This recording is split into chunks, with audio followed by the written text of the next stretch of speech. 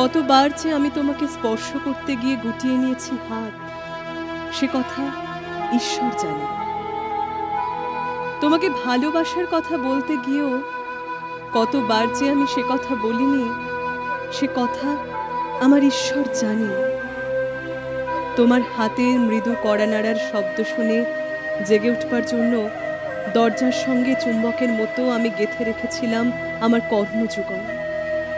তুমি এসে আমাকে ডেকে বলবে, এই ওঠো, আমি আমি আর আমি এ কি শুনলাম, এই মতো উল্লাসে নিজেকে নিক্ষেপ করব তোমার উদ্দেশ্যে। কতবার যে এরকম একটি দৃশ্যের কথা আমি মনে মনে কল্পনা করেছি, সে কথা আমার ঈশ্বর জানে। আমার চুল পেকেছে তোমার জন্য, আমার গায়ে জ্বর এসেছে তোমার জন্য। আমার ঈশ্বর জানেন আমার মৃত্যু হবে তোমার জন্য।